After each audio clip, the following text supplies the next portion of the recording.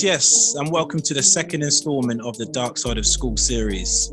If you can remember, season 1, our first Dark Side of School episode was around school exclusions, and today we'll be discussing bullying. This is episode 8, getting closer towards the end of the season. Thank you for staying with us on this journey. So, Mandem, how's everyone today? All good? I'm feeling fresh out here, fam. Yeah? Ready. Man, all good, ready to go. Nice. So, before we get into it, as usual, if you're listening on Spotify or Apple, please make sure you, and I'll say it again, you listening, whether you're walking, working out, meditating, cooking, make sure you follow us, click the notification so you never miss an episode. YouTube listeners, after or during this podcast, if you like what you hear, show us by hitting the notification buttons and the like buttons. And finally, subscribe, because I know there's some of you out there that tune in weekly, but you are still haven't subscribed. So hit that button. So, church announcements over, boys. Bullying or being bullied. This is a serious thing. It can happen anywhere and at any age, but today we're going to focus on bullying within schools, because quite frankly, here is where it seems to be most prevalent, and here is where the formation of our adult relationships and socialization occurs. So a little icebreaker, just a little ad hoc exercise, okay? So boys, I want you to just get in the mindset of creating something. So just imagine we're in the early 2000s and we need to create a teen high school comedy film that can be easily consumable to the masses. It needs to be classic in its structure in terms of what you expect from those type of films. So if you can remember those type of films, I don't know whether it's American Pie, the New Guy, like that kind of era. Be as honest as you like. I'm going to ask you guys, what ingredients or characters are needed for this quote unquote school film to tick all the right boxes? So as a disclaimer for the viewers, stereotypes are purely for the purpose of this scenario. So I'll go first. So if I was creating a high school teen movie, one of the characters or ingredients I would have is the token black guy. What about you guys? What would you add? I would definitely add the jock, the muscular sports guy who's popular to everyone.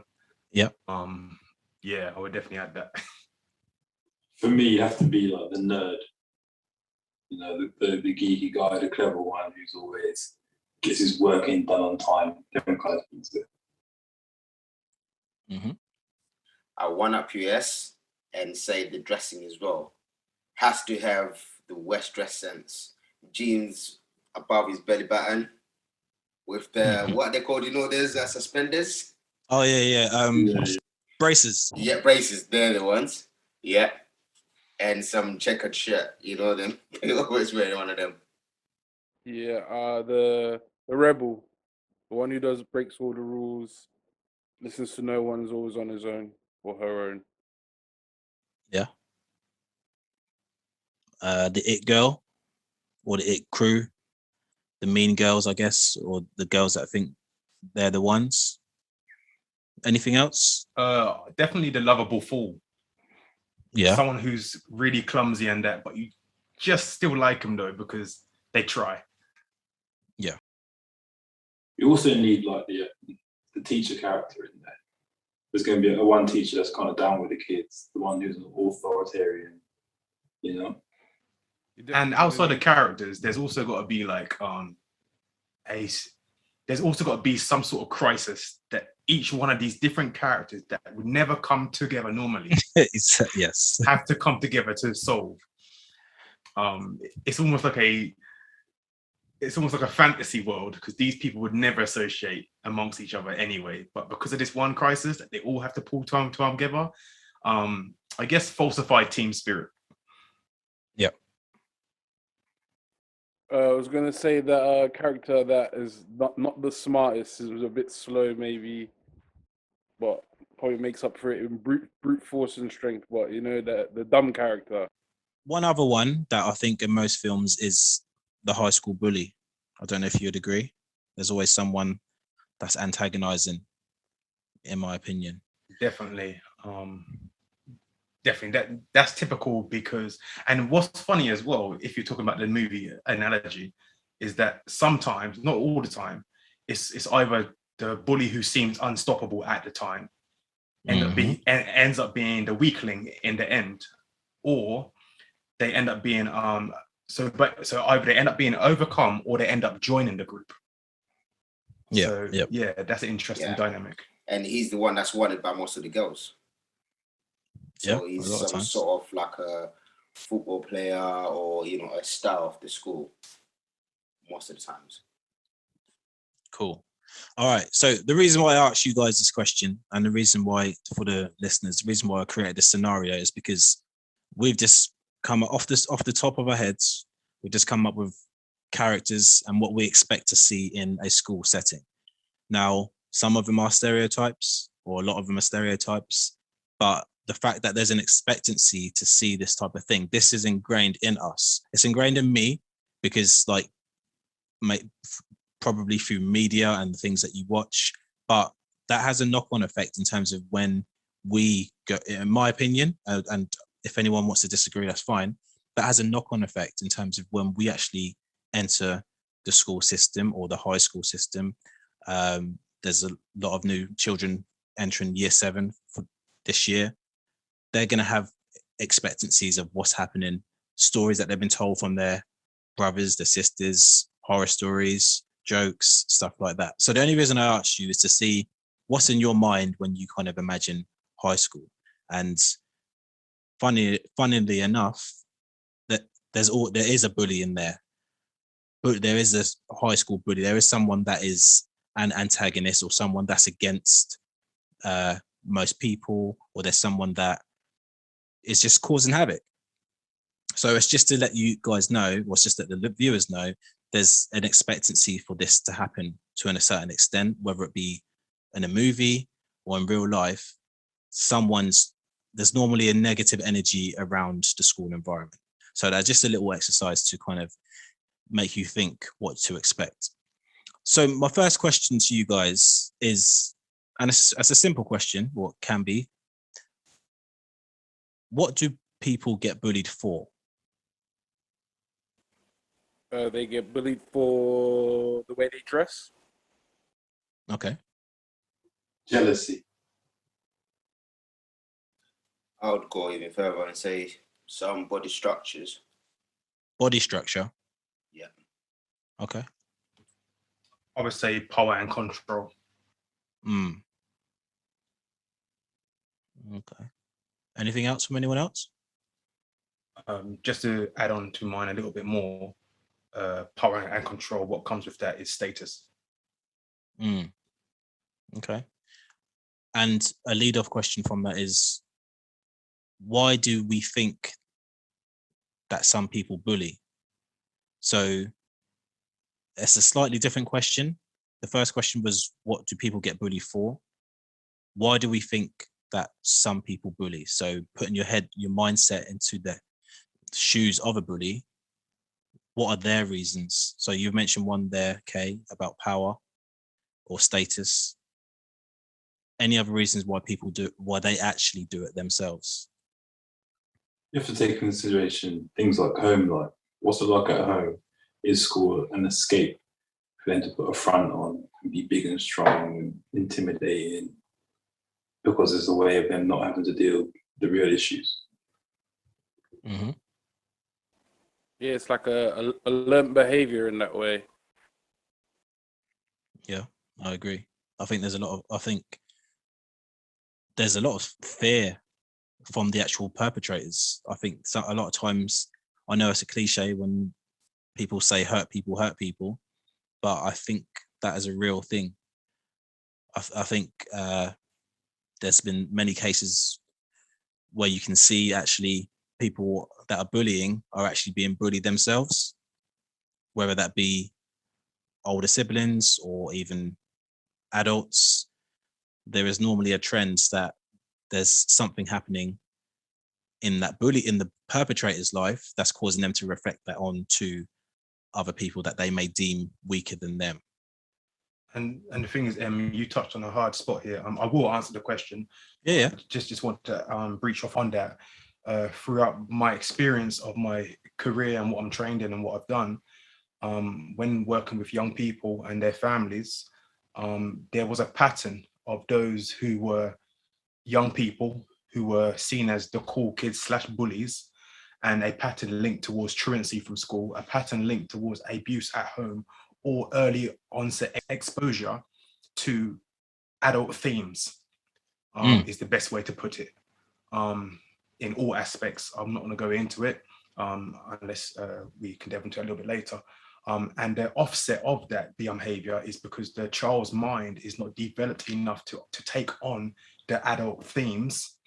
It comes out in a different way, which is usually behavior that masks what is really going on behind the scenes. So that bully might be nice and strong and seem like a mighty mountain within the school ground, but they know what they're going home to. They know that food's not going to be ready on the table. In fact, they might know that they're not allowed in until 9 p.m.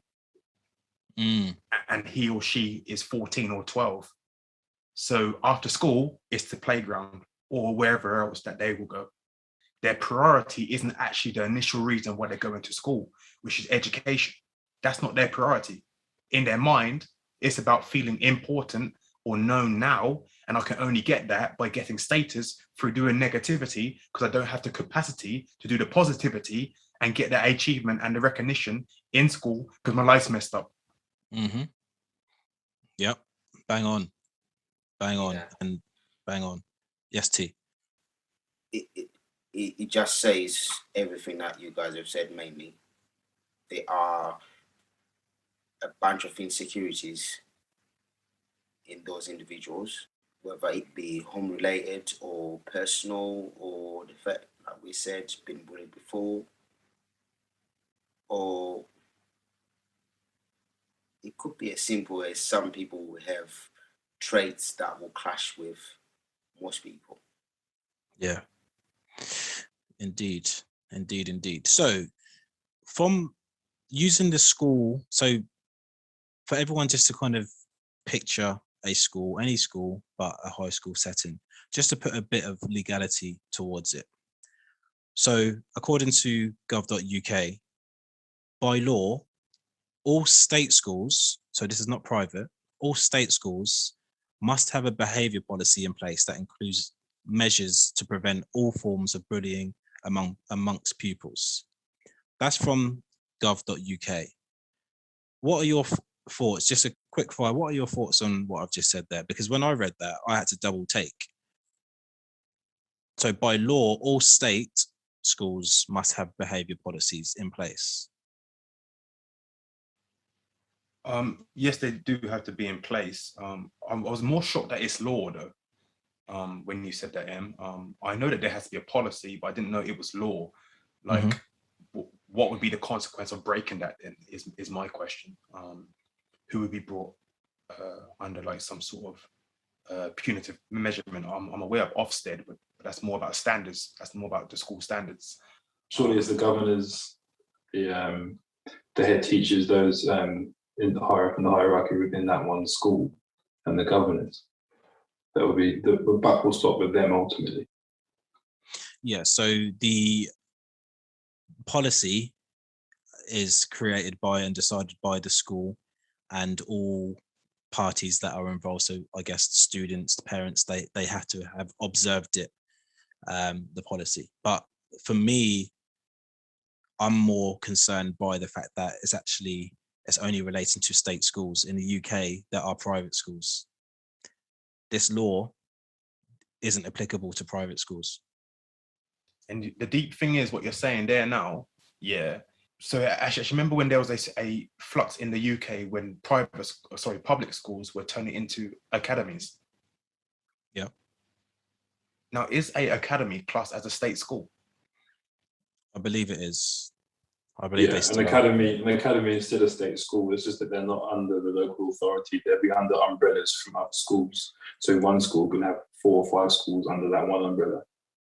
But that's interesting, isn't it? Because then how is it going to be monitored if it's monitored by other schools rather than a local authority who work for the government, if it's a state school? initially you're still answering to a local authority, but you're not governed under the same rules or procedures as another state school who's not an academy. Yeah, it's interesting, but Yeah. So, Ems, what you said there, I looked at that myself, and I saw where they actually put it in brackets to say not private schools, which was deliberate exclusion. And I've got one of my family members who's got his son in a private school, so I rang him up to try and understand whether, what do they not have these policies in place, or what do they do? And what he basically said was, I think the difference between the two is the level of control within the teachers. In private schools, they've got less numbers of students in one class, which means they've got more control and they can hear what's going on around them. Yep. Right. In public schools now, you probably have 25 to 30 students in one class. Mm-hmm. So you'll find there's no control. And also when the teacher asks, what's happened? They'll most likely remove the student that's been bullied from the back and say, right, you come and sit at the front. Just to diffuse that situation without realizing what's actually gone on. Yep. Yeah, I think it's a case of following the money. In the private school, they're not spending government money, or at least I'm not sure how much input the government have.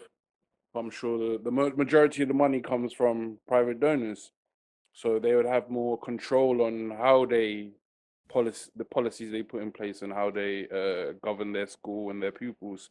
Whereas in the public sector, in the state schools, it's government money, so obviously when they're footing the bill. Yeah, I just think at the end of the day, whether you're in a state school or a private school, you're still a child.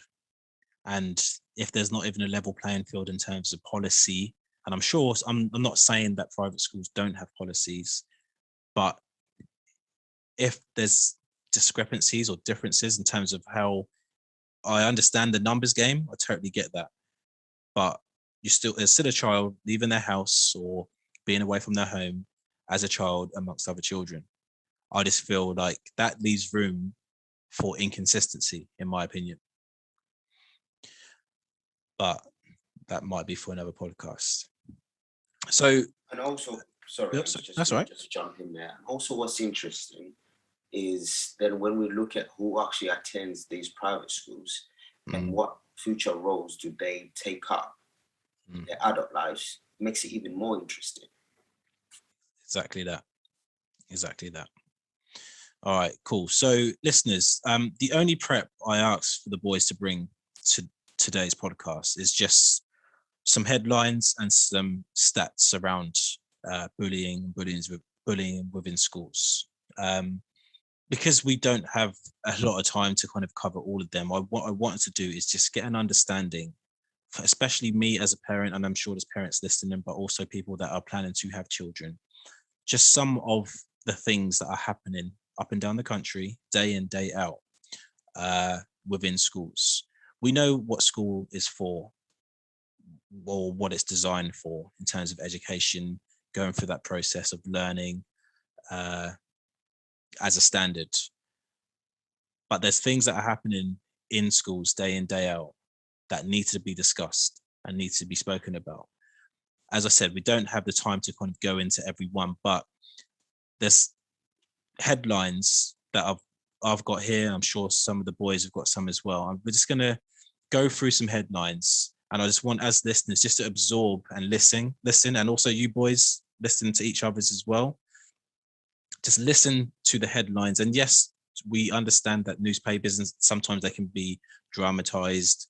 We get that. But the actual essence of the fact that these things are happening, I just want you guys to take a moment to kind of listen. I'll say mine, and then anyone else jump in if you've got anything that you haven't heard, just to understand what's actually going on. So if I was to start, most teen bullying occurs amongst peers climbing the social ladder. That's one. Bullying. Schoolmates told me to die in online post. Parents who lost teenage son to suicide accuse school of protecting bullies. Schoolgirl gets bullied by her friends on Snapchat. Bullied man confronts childhood bully 35 years later. The student that alerts school about bullying gets suspended. This one's actually not in the UK, but I'm going to say it anyway. So Detroit school counselor accused of bullying student with special needs. Mum says middle school bully left son with severe brain damage. That's just a few. Have any of you guys got any other headlines to bring to the one table? that popped up to me, BBC News. Autistic boy knocked unconscious by fellow students. He's been travelling to and from school as per normal, and then gets picked on, and yeah, the story as it goes. Okay. Yeah, I've got a couple here, similar one to S's, about it's in America. Michigan teen with autism gets brutally beaten by high school's classmates. Other one, parents ask Amazon to change name of Alexa speaker after kids with same name gets bullied. Yeah, and just to step in here as well, I gave up. The teachers didn't do anything. Wow. This resulted in the suicide of a 13-year-old school child. Yeah, I heard that one as well. Also, 8-year-old girl dies from internal bleeding after being beaten up by playground bullies at a school. She was 8 years old. 12-year-old in Lauderhill, afraid to return to school after being bullied and attacked. And I have another one here, a guide to dealing with childhood bullying. Okay. Any of those headlines stand out or make you feel a certain way? There's a pattern of mixed, basically, who's going to take the blame is what I'm hearing. Who's responsible? Because the children can't be legally responsible in regards to when you hand your child over to a school. It's technically the school's responsibility until the child is either received or comes back home, or until they leave the gate.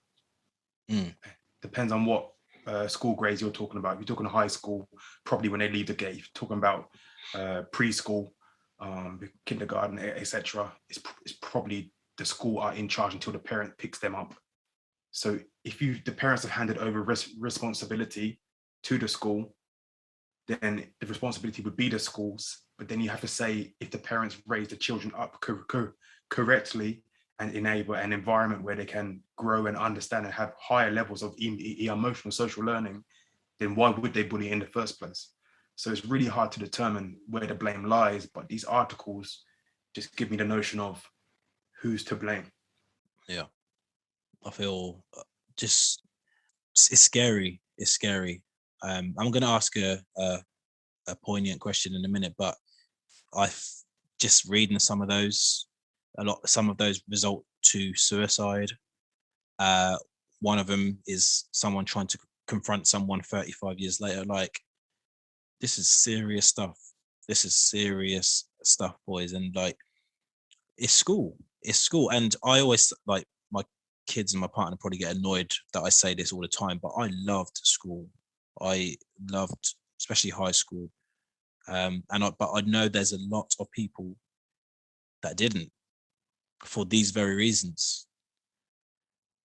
It's worrying, especially having children now myself that are now going into this realm, which is school. No matter what you want to think about your children or what you think that you've taught them, I don't think any parent would expect to be or have their child being part of these headlines or would want that.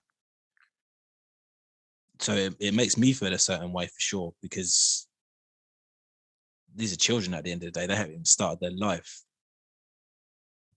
You know what I'm saying? Have any of you personally been a sufferer from bullying individually, and you don't have to be honest, or you have actually been a bully in some capacity? When I thought about asking you guys this question, I had to ask myself, right, let me just be honest with myself. Was I ever in a position where I was a bully? Have I seen bullying growing up? Yes. Did I always act on it? No. Did I actually, could I have actually made someone feel a certain way in school times? Absolutely, yes. And is it brilliant? I don't know. But I remember just me and my best friend, we used to sit in class, and all we used to do is we used to nudge each other and go, right, we're going to call that person's name. And then when they turn around, we're going to pretend that we didn't call him, and we're just going to look straight. And our intention was to see how many times that person kept looking back at us after we called their name. Because we were doing it, we saw it as like a psychological experiment. Are they going to be insecure to keep looking around after we've called their name and we've done nothing about it? For me, growing up, that was just a bit of fun. We were just seeing if people will turn. The aim of the game was to see if they're going to turn around and be uncomfortable by the fact that they heard their name called, and then everyone's just looking straight. From an honest point of view, for me, that's the extent of what I can remember growing up. Of actually, when I look at it now, how does that person feel, or how did that person or persons feel in their moment? Me and my mate just thought it was a bit of fun, just to see if they turn around. I bet you they'll turn around. I bet you they'll turn around. That's what we used to do. But actually, if someone was calling my name, two people laughing at the back of the classroom, and then when I turn around, because that's what you do. If I call your name, if I go, yo, S, you're going to turn around. But to see people like pretending that they didn't call, that kind of messes up with your mind a little bit, like from my point of view. So on reflection, that could be seen as bullying. That's antagonizing someone, making someone feel uncomfortable. So yeah, for me, that's an experience. Thinking back, that's something that I done that actually may have had an impact on someone, whether it be big or small. That might have had an impact on that person at one time. I think it's quite interesting actually, because obviously we touched on this when we were growing up, when we was in school. Necessarily, we may not look at it as bullying, but if I'm looking back on the premise that we're working on at the moment, in the current times that we're in, there was a lot of bullying. And for myself, I was bullied, and I did bully as well. Obviously, in those times, it wouldn't have been bullying. It would have been just fun, like Em said, in terms of. So, growing up, I was quite shocked. I don't know if many of you are familiar with the Bible. There was this guy called Zacchaeus, or however you pronounce him differently. He was short and he wanted to see Jesus, so he climbed up a tree just to see Jesus going past. And because I was short, that was my nickname, right? And I remember because of that, there would be a lot of fighting, right? I would literally, anyone who called me that, I hated it so much that it would aggravate me to want to throw hands, right? But then as you grow up, you accept it, and then people started calling me it, and I just didn't care.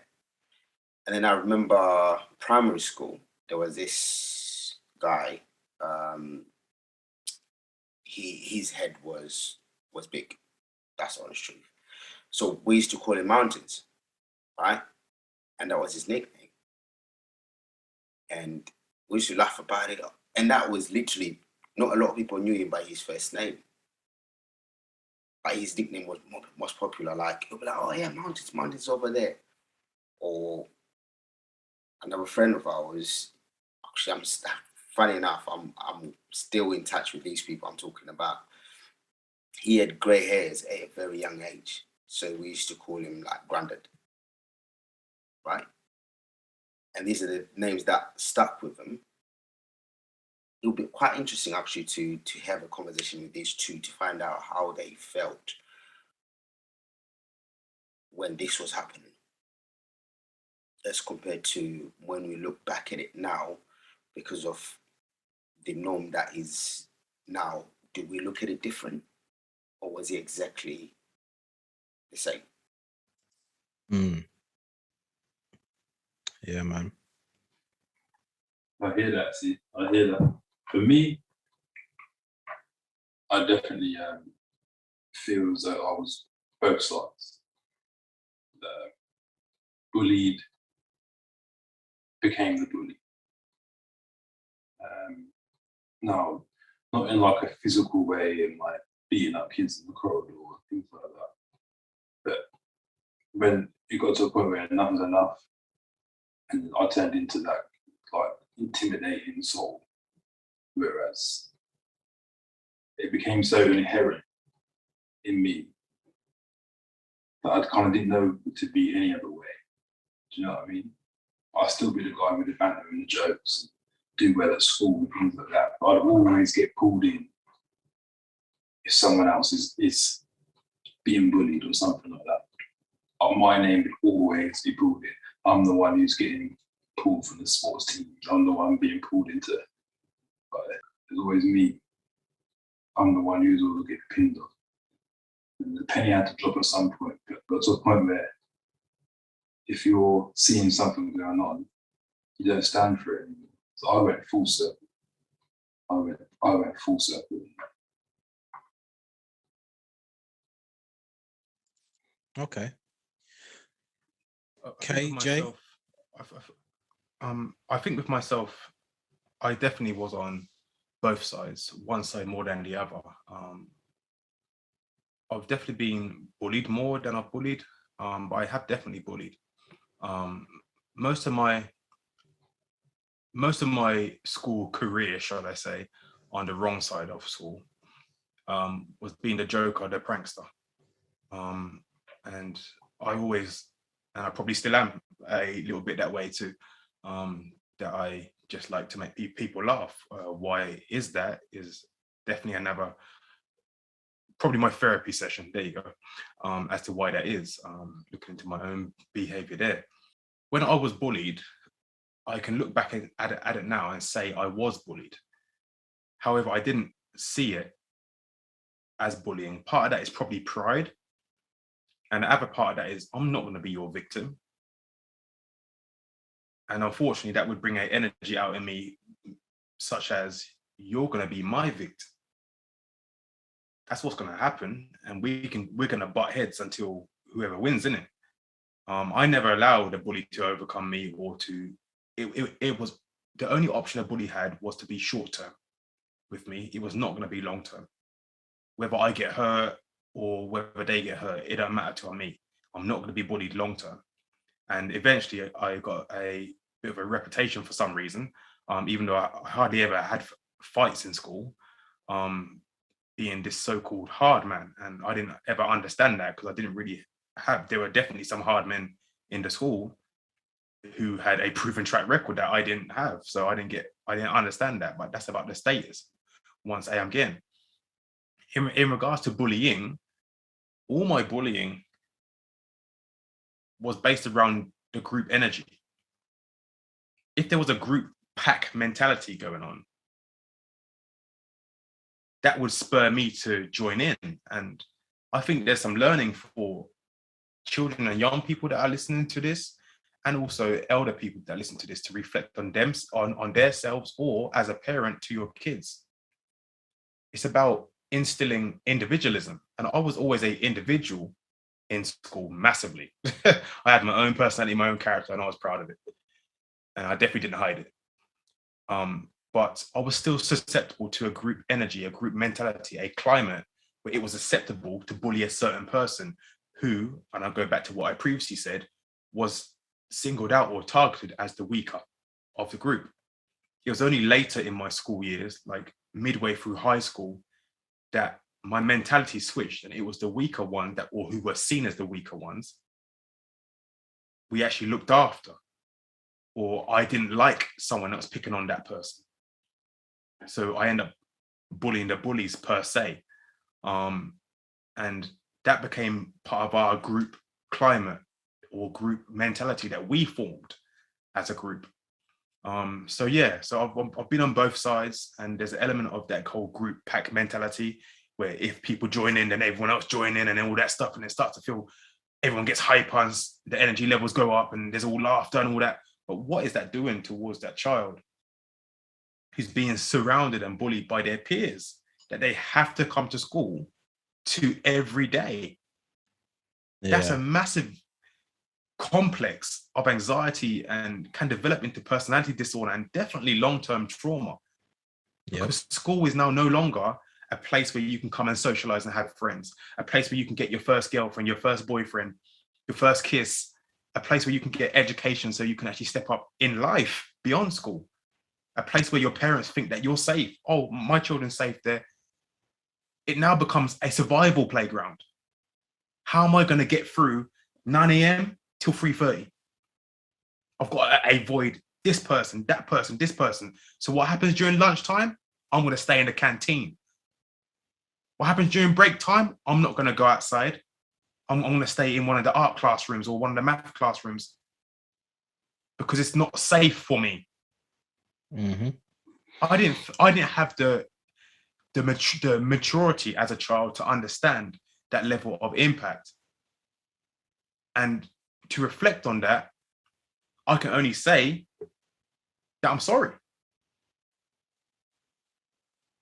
And I have to say that because I understand what I could have done to someone, and knowing, especially in the field that I end up educating myself in and working in for many years, I know the impact. And to think that I might have caused someone to travel along that journey is horrible. And on the 100%. flip side, for me being a victim or so-called victim of bullying,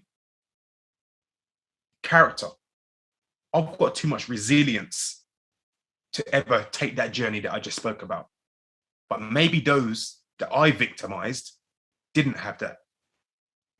Yeah, for real. Yeah, just wanted to echo more of the same. For me, I saw it as like Kay said, character.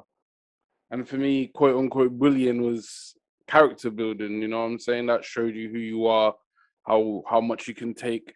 And then also let people know where you stand. Are you gonna let people walk over you? Are you gonna let people bully you?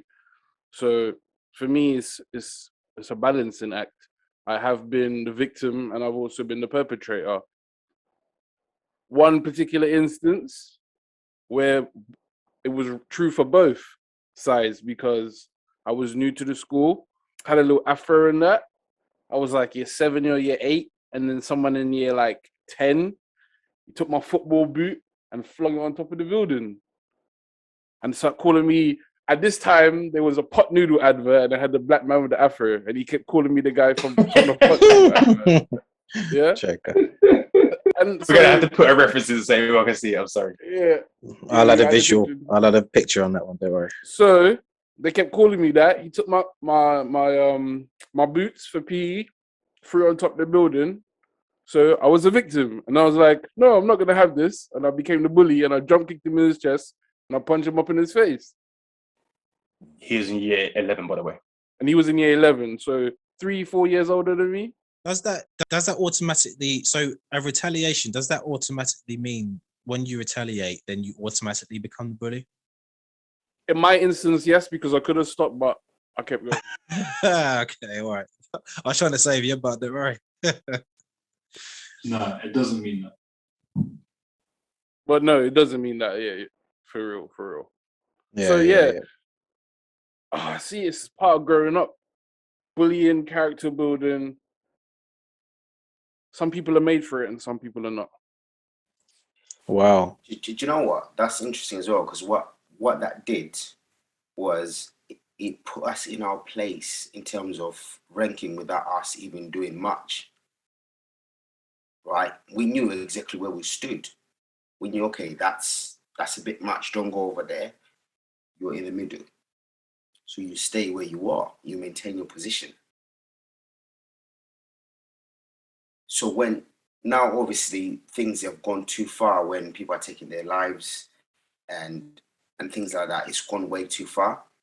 But the bullying that we had was to make our skins thicker, and also it was face to face. So like now as boys, no one would come and bully one of us. No one would come and bully me when all the youths were there, right? But amongst ourselves, we knew, okay, that side there, they've got K, they've got J, they've got S.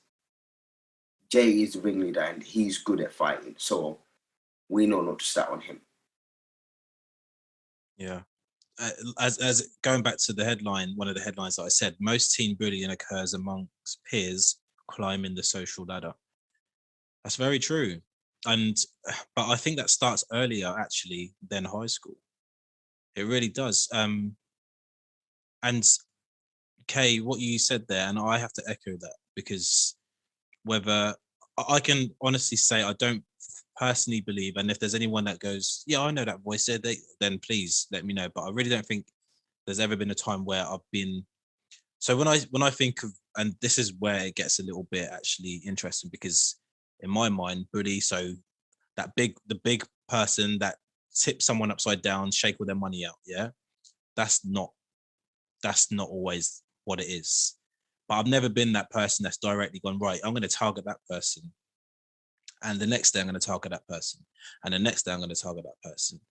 I've never been that direct one person, but I'm saying that to say this, even from a primary school and infant school age, I remember there used to be one girl, and looking back at her background and her situation, she was targeted because of what her parents looked like and how her parents were behaving on the estate and stuff like that. But that girl from primary school, this particular girl, and I'll use a different name, just to make it safe. But let's for instance say her name was Mary. From primary school, it was Mary touch. You know what cheese touch, like cheese touch, and or you've got this touch or you've got that. It was Mary touch across the whole school, and that went through from infant school to juniors to primary school to even high school. And I don't even think that person finished high school. So when I look at it again, there would have been times when I was playing that game. Oh, you got that touch. So I wasn't being direct to that particular person, but I was being involved in, oh, you've got that touch. And I'm just thinking to myself now. So I will say I apologize. I don't know if you ever listen to this, Mary. It's not your real name, but I apologize because actually, even if I didn't create that saying, whatever, it lingered on, and I was a participant. So I have to take responsibility and accountability. And I don't know what that person's doing now, but it actually goes to show when we talk about bullying, in our minds, going back to the start in terms of the scenario, yeah, these are the stereotypes, these are the classical, but actually, no, sometimes bullying can actually be done indirectly, and that can probably hurt more because you know what you're going to get. Like with the direct, okay, let's say you're a child that, oh, I'm going to get beaten up today by that guy, but if there's other people around supporting that and endorsing that, that's for me, that's even more damaging, because then there is no out. Because not only do I have to deal with the person that's doing the physical or more talking, there's other people endorsing it. There's other people laughing, sniggering, contributing. So it's deeper. It's deeper than just the physical part of it. And I guess as you move on into later life, bullying gets a little bit more sophisticated, but we'll get onto that in a second. Yeah, that's mad. That's mad.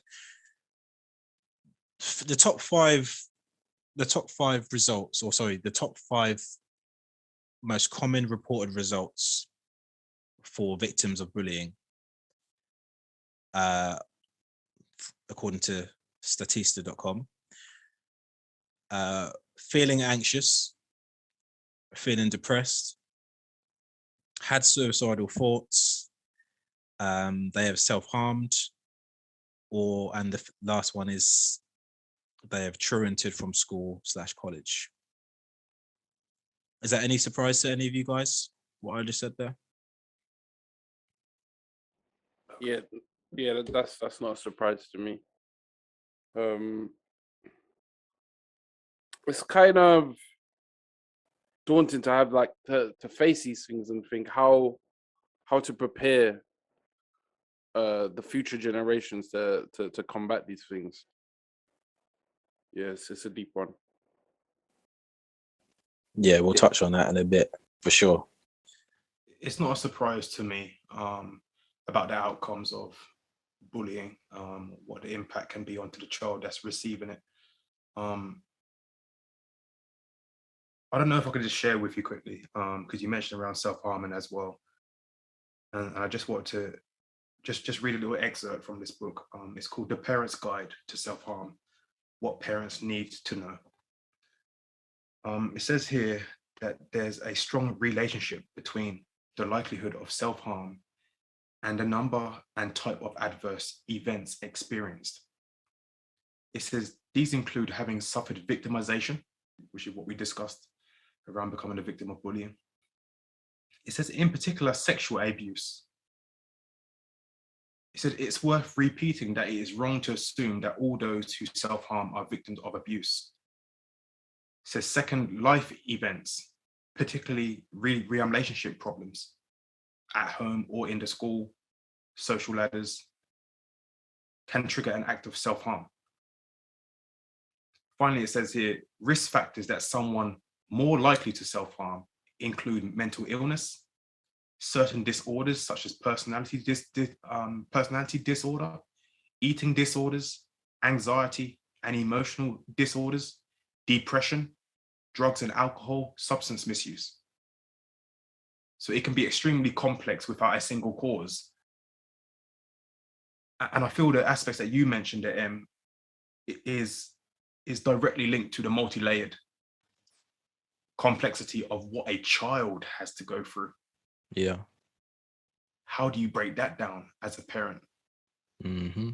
Because it needs to, the initial stages of breaking that down requires your child to approach you. And that might not always be easy, especially amongst different cultures in terms of approachability. But that's for another podcast. Does anyone else have any information or stats or anything that they come across regarding bullying? Low socioeconomic status is a main factor in youth bullying within wealthy countries. Yeah, for sure. And globally, 1 in 3 youth are currently being bullied. Anyone else? Yeah, Okay. so there was this website called ditchthelabel.org. And funny enough, some of the topics that we discussed on there, they had them as headers of what could cause people to start bullying. And I'll just read it through from start to finish. It says stress and trauma, that's one. Aggressive behaviors through family or relations. Low self-esteem. They've been bullied themselves. Difficult home life. Low access to education and relationships. Yeah. I saw one, and just for purposes of the viewers and listeners, depending on what platform you listen to us, we'll make sure we add all the links and references to the description. Children who were perpetrators of bullying between ages of 7 and 12 were significantly more likely to have been arrested by the age of 30. It's interesting. You're triggering me there, Em, because you spoke about the impact as an adult. And there is a correlation there from my experience between disruptive school life or disrupted early life. So not even just school, the household as well, the social environment that you are born and raised in, or that you get matters on location too, and who is the peer group that you are naturally born into. Now, talk about one step away from. what social group are more likely to enter into an environment and a location that naturally has lesser attainment than other district schools, state schools? Now, if we're talking about those that when they become adults are more likely to have criminal records due to having a disruptive early life, whether school or home life, then isn't that setting up a group of people to fail? That's almost destructive in nature. If that's known just by us, just by you mentioned that, if it's known by you, then there's scholars out there that know this. There's governance, there's educational facilities and boards that also know this. This isn't your knowledge, is it? You found this knowledge. Mm-hmm. So if we're talking about one step away from, before you're born, the likelihood of you becoming an adult with a criminal record is increased based on your social economic status. Wow. Yeah. Wow. Well, that's a question. That's a question for you guys, the listeners. Lasting impacts as an adult. For you that are listening right now, have you had experiences of bullying or even bullying? Has that had an impact on you as an adult, if you are an adult as of now? Ask yourself the question, have you dealt with it? Have you addressed it? It's very important. It's very important because this doesn't, when you leave that school, when you leave year 11 or sixth form or whatever it is, the memories don't just get wiped away. And the funny thing is, you don't leave school and jump into a cushion full of happiness and wonderment. You leave school and you have to now encounter the real world. And if you're someone that actually did have a rough time in school, and now you've got to deal with the real world that the school doesn't actually teach you about, boy, if you've come through it, if you've got through it, if you've got the relevant help or therapy, or if you've addressed your situation, then I respect you, because life isn't easy. And I don't want that to be a cliche, but it's not. But having to deal with those type of experiences, whatever they are, we said the headlines of what people are going through. We've said what the most common experiences or feelings the victims go through. If you're having to go through that when you haven't even got to the level of maturity that you probably need to deal with such emotions, then you have done well. So it's just, I'm just speaking to you guys that are listening. Just wanted to let that one out.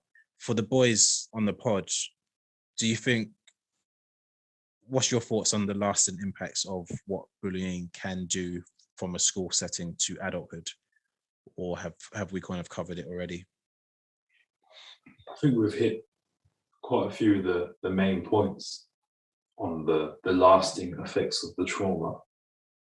I think even today, us going through and reflecting on our own actions and how they may impart on others and what life path they've gone down off the back of that. Because I guarantee that in our younger years, if we were joking and jiving with set people, not really realizing what kind of effects that we could have, I guarantee we are not the only ones in that line of people that would have helped build their character, if you want to put it that way, or knock their character. There would have been more people along that line in the work environment. As you said, you're going into the real world, you're not really prepared for that. School system doesn't prepare you for that. So we're going into the real world now, and it's going to be a chain of people off that machine. Someone wants to get ahead of you, someone wants to step on you to get to where you are. They're jealous of things that you're doing. Do you know what I mean? Yeah. And you can sit back and you reflect on it. We could all sit here now, and I see one girl from your year actually today, and we can all sit here now and think of someone that we have not seen or spoke to since school, but everyone hits those life goals that everyone speaks about. And those people there that will kind of inflicted on a bit of bullying, a bit of character building, and if it's a rat race, they're ahead. Yeah. Do you know what I mean? So has that character building helped them go on that way and be successful? Not everyone's going to feel on that part. There's going to be people that fall by the wayside. That's not even to do anything to do with how you interacted with them. But the impact that we have had on others and those on us, it's undeniable. It's not, however small or large, it's something that you have to take into consideration. Just to echo what Im's just said there, on a personal one, right now, I remember, I think I told you boys this, coming into this country, obviously dressing was different, the dialect was different. I had that, you know, the fresh off the boat. I had those things. I had, pardon me, I had he dresses like a Christmas tree.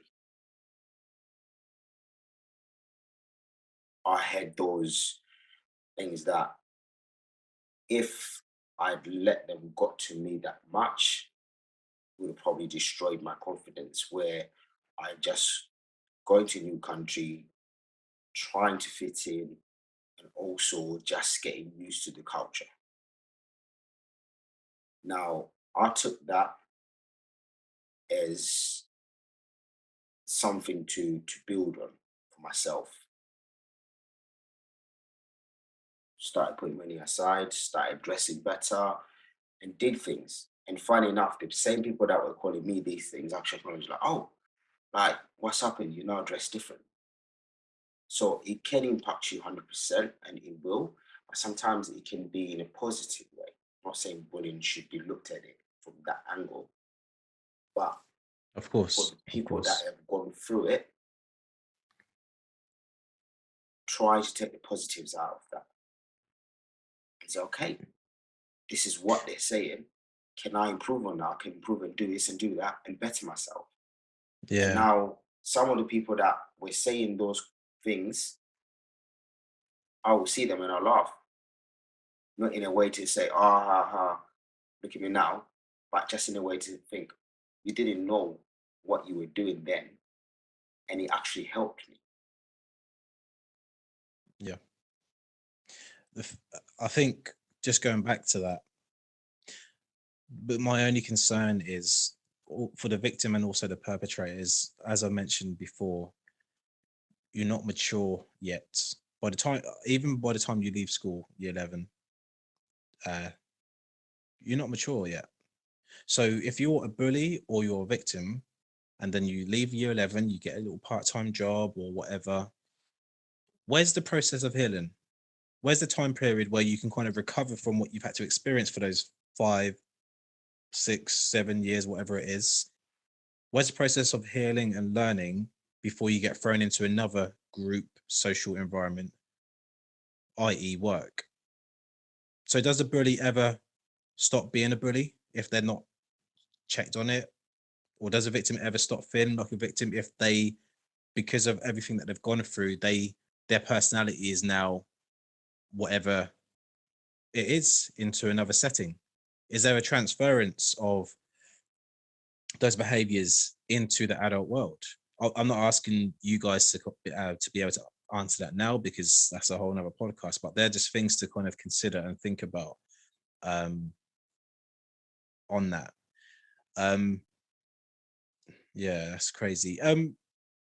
Around 1 in 5 children aged 10 to 15 years in England and Wales, so that's 19%, experience at least one type of online bullying behavior in the year ended March 2020. So that's the equivalent of 764,000 children. Staggering. That's like bigger or double in size in terms of like a whole town. There's towns that don't even have that amount of people in. So my question to you guys is, online bullying or bullying, has bullying become more sophisticated? We hear more about online bullying. Children have more access to resources that and I'm going to say we were fortunate to, at a time, not have, but have. I think we're a unique generation for a lot of things. Is it more sophisticated now, or is it the same old, same old? I think the only difference is technology, but in terms of the sophistication hasn't changed much. I was looking at stopbullying.gov, and they said students aged between 12 and 18 experience various types of bullying, including being subject of rumors and lies, which is the highest at 13.4%, being made fun of or called names or insulted, 13%. And they're the two highest forms still today. So I think it's still the same as or as it always has been, I guess just the application of social media and technology made it more accessible, made the victim more accessible and the bully more empowered. Yeah, I echo that. The tools that are at hand now, we didn't have when we were younger. The ease of someone being able to pick on you, but from behind the computer screen, is the highest ever been. Sophistication, I wouldn't use that word. I think it's becoming easier to be a coward. Yes, I like that. I like that. That to me is what hits home the most, because you can't face that. As a victim, you can't put a face to that. You can put an IP address to it, but you can't put a face to it. You don't know where it's coming from. It's just all. Let's take racism back in the 60s or whatever, when the Windrush first came over. Everything's in your face. Then it had a bit of a hideaway. It's all gone behind doors now. And it's the same kind of cycle now with the bullying. Whether it be online, being in school, it's increased your chances of being a coward, not sophistication. Because that, to me, I class you in a certain realm of intelligence if you have to do it that way. But maybe I'm a product of my environment, and that's maybe why I think that way. But yeah, it's definitely increased cowardice. Thank you. From myself, I think we are talking about. I think it's a moral argument. I think young people. I'm talking in a general state. It might not necessarily be factual across all young people, but I'm just talking generally for the purpose of the listeners and this podcast. I think there's different mechanisms of morality and a disengagement of morality. That is the real problem here. Technology has just exacerbated what is in the mind of the person, what is in the functionality of that person, what they truly want. The issue with anonymity is that you can be, and I think we mentioned this in really the social media podcast, around being someone who you don't normally portray yourself as. Your child might be towards you, that lovely child that you brought up and raised. They might be thankful and say, yes, please, no, thank you. They might do their homework, etc. But who are they online? When you're anonymous, it questions the morality of that individual. And online is just a tool. It's just a tool. It's all it ever is. All it ever will be. It will be a tool for someone to use. Now, I believe we mentioned this as a previous saying. The tools is only as good as its user. What will you use the internet for? You can choose to use it to do good and positivity and bring people up and uplift them, or you can use to access people and make their life a living hell. So I'm not even interested or worried about the tool in terms of sophistication. Definitely, it's much more sophisticated to set up multiple accounts with falsified details to keep accessing the same person who just blocked your previous account so you can continue to bully them. it's much more simplistic doing it face to face when you see the person. And then, as Jay said about accessibility, the accessibility of the online web is constant, it's secretive. So I believe it's a moral argument and the disengagement of morality within children. It also exacerbates further with when a child can access the online web, they are also privy to whatever is out there, the good, the bad, and the ugly, which might impact their morality again if they're accessing adult-themed material or seeing things that disrupts their morality. It can come all the way down to computer games. If you're more focused on taking part in a computer game that disengages you socially, but you receive the positives of the in engagement in terms of falsified achievement, you're not focused on the personal or social engagement that you need to get that sense of gratitude, that sense of achievement, which disconnects you from a sense of being human. It makes it more probable that you're going to go back to an online service or online system to achieve that feeling yet again and disengage from your social aspects, your face-to-face aspects. Does that hurt the morality of a person? Well, who knows? But I believe this is a moral argument. If your morality was centralized and neutralized and put in the correct space of positivity, none of this would be a problem. Seen. Thank you for that, guys. Okay, so before my final question, banter. Is banter different to bullying? Or where's the line drawn? This is a quick fire kind of thoughts from you lot. No, I see banter simply as you should only engage in banter if you can give as much as you can take. That's how I see banter. It's a fine line. Some people could banter but can't take it coming back. And then therefore, some people say it's bullying, but they can dish it out but not take it. So it's a fine line for me. Yeah. In my aspect, it will be everything's a joke until someone gets hurt, isn't it? Yeah. So once again, that whole fine line analogy, you need to know the person who you're having this banter with. You can't be having banter with people who you don't really know, or you can't join in banter if two other people or a group of people know each other and you feel you're part of that, even though you don't really know that person, and you start throwing it out. That person, it's about whoever receives it, isn't it? Let me give you an analogy. If I was to rob a corner shop and I had a banana underneath a towel, it doesn't matter that that it's a banana. If the person who I'm pointing at thinks it's a gun, it's a gun, and I'm going to get charged accordingly. So same with banter. If the person believes that I'm being real and personal, then it's real and personal, isn't it? If that's the outcome for that person. So you need to know your environment, you need to watch your mouth sometimes, and you need to know the person. Yeah.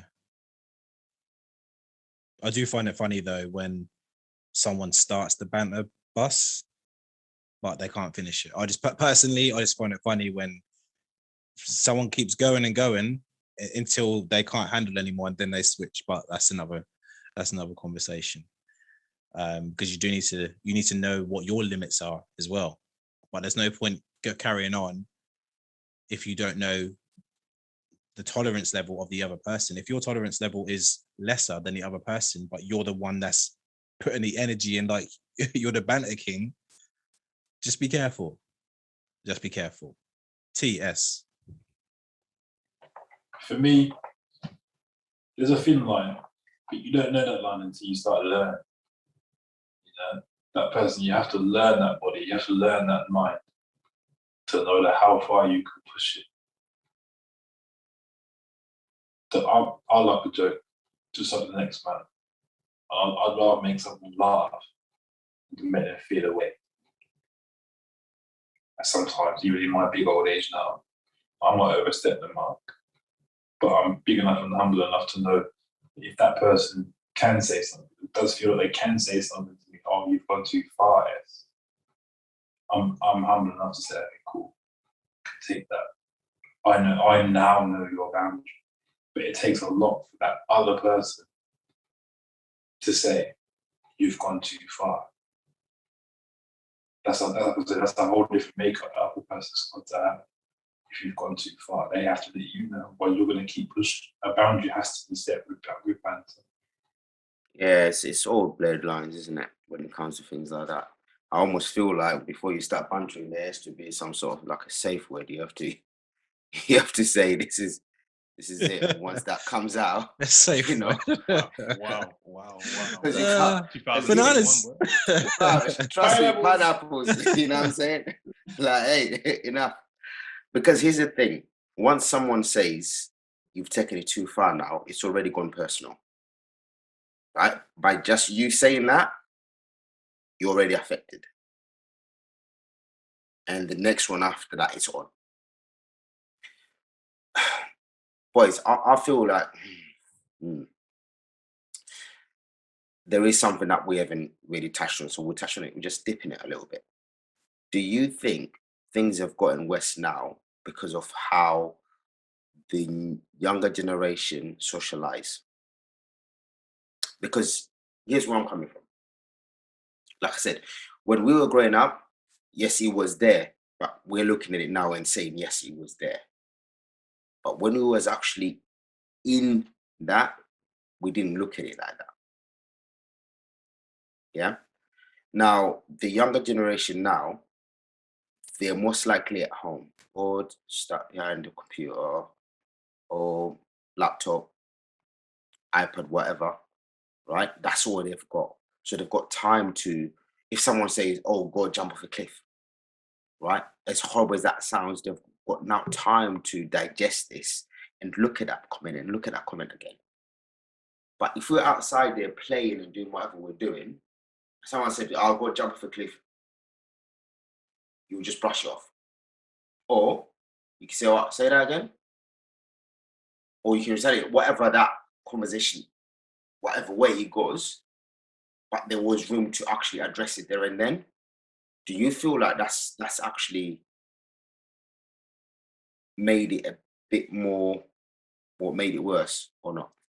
That has to be, and I don't want to clip your wings. I don't want to be the wing clipper, but that needs to be a question for the audience. But also, that's something that we need to address in another podcast, because that's another dynamic. Like, this is a thing. When we speak, boys, like, we just keep open. It's kind of like Marvel when there's like all these little multiverses. Like, we keep opening new channels of conversation that needs to be discussed.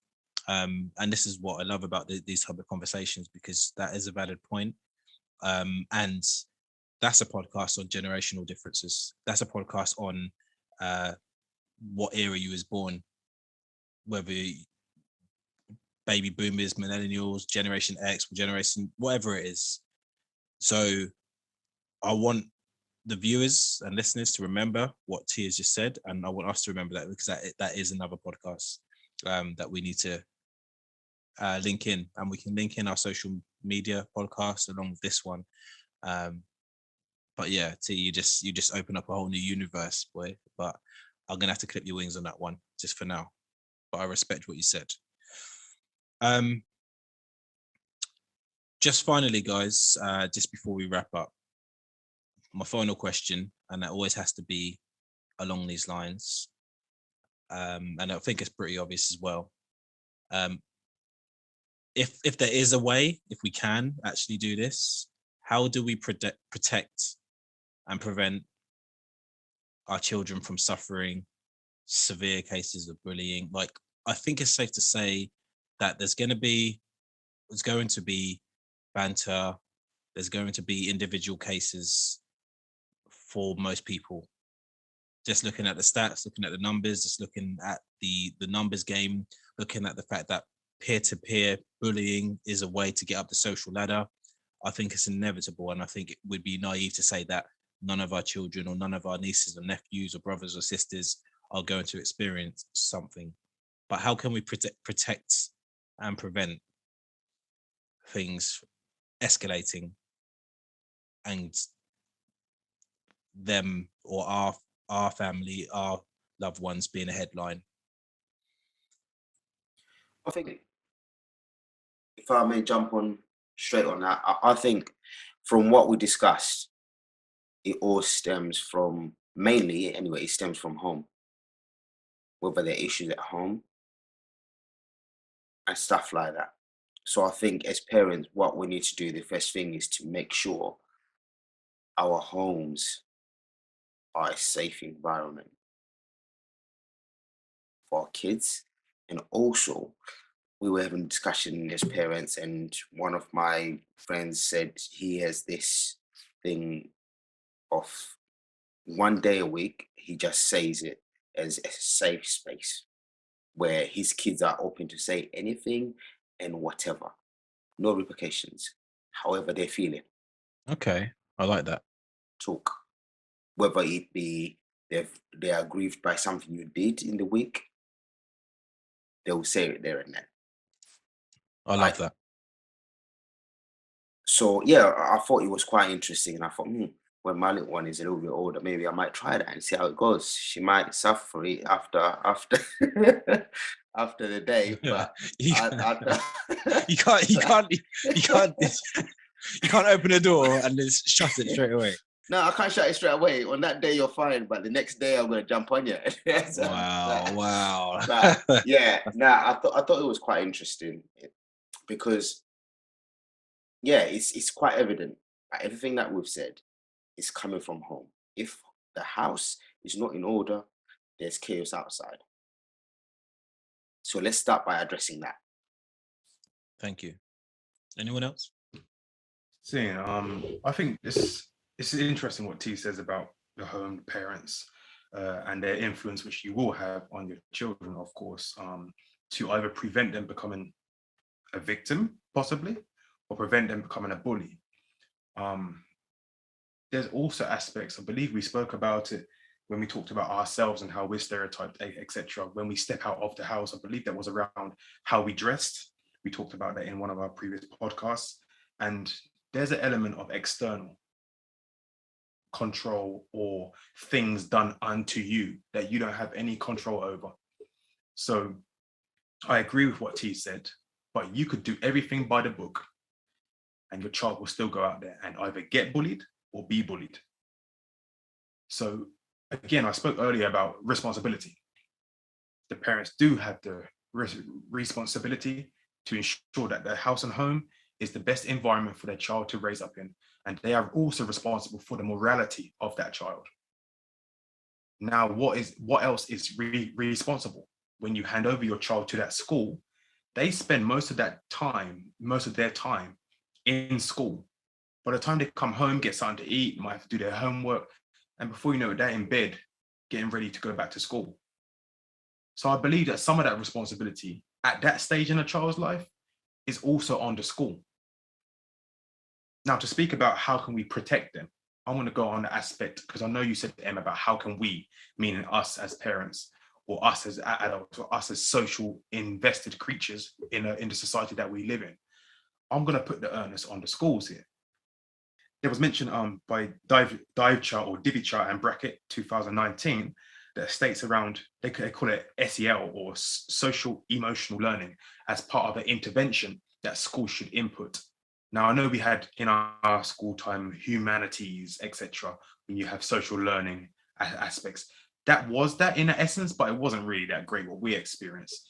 But I believe there's a purpose of schools having the responsibility for the social emotional learning of children. You can't just be solely responsible just for their grades. It's life skills that they are learning.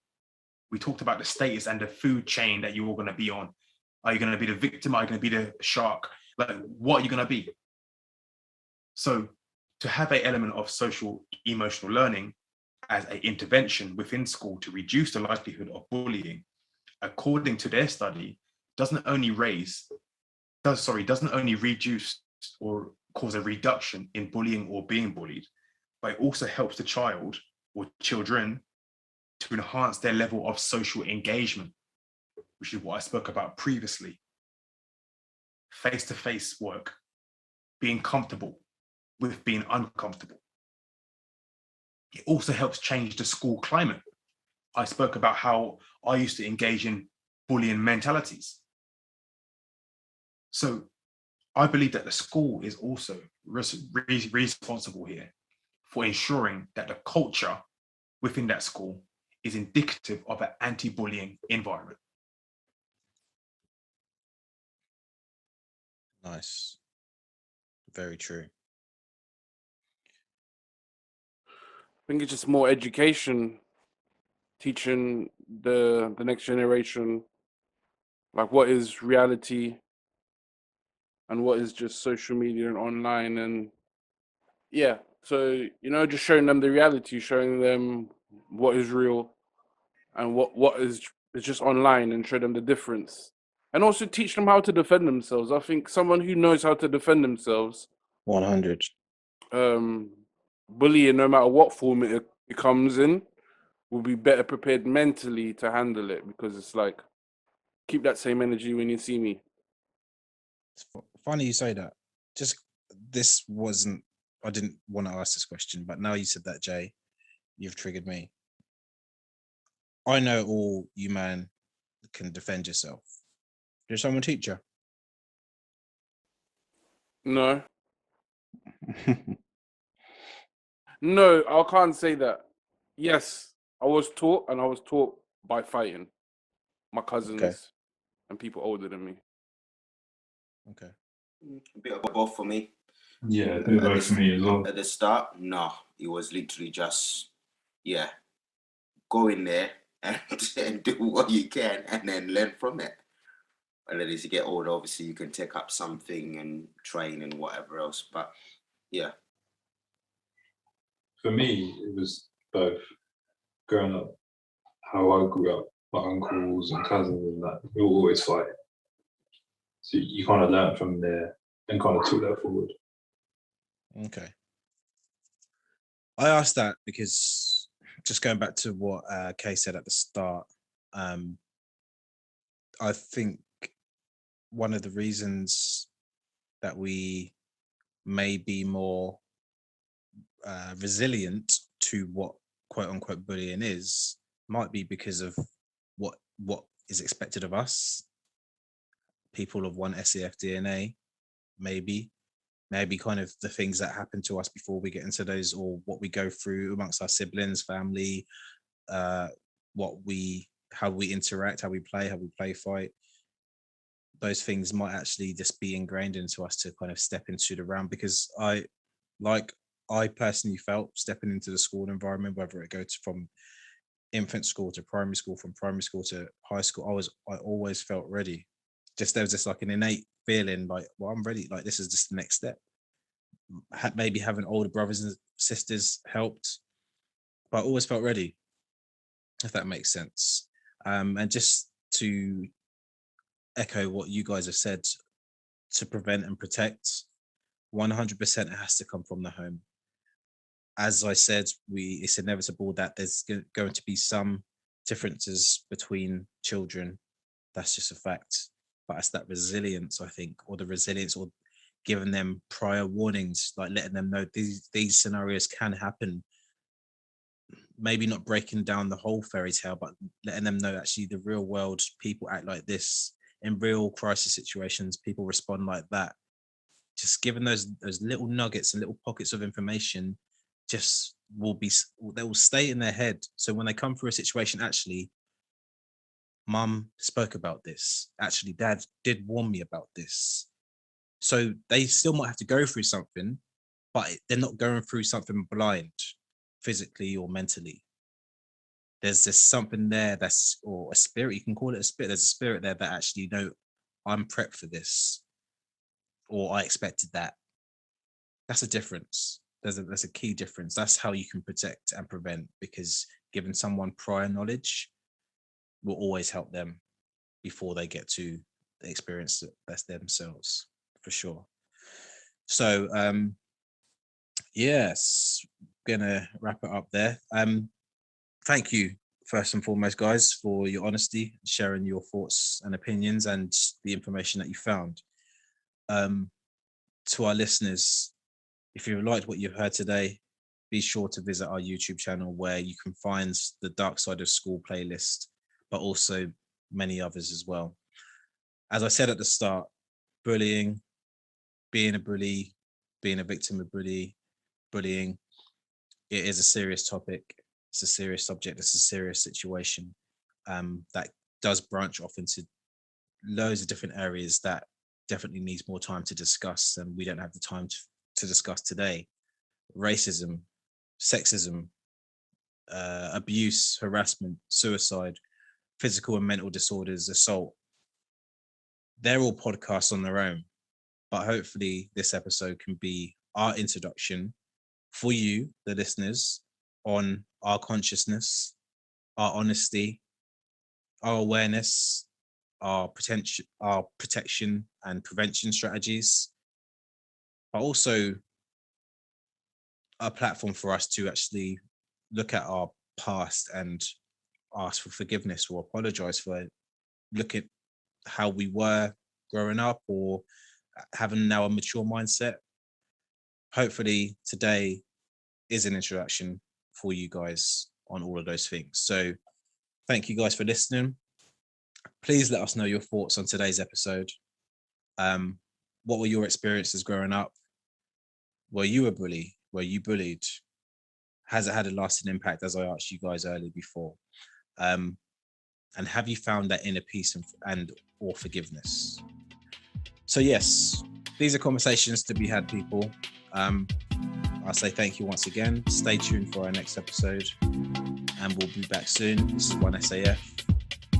Speak to you soon.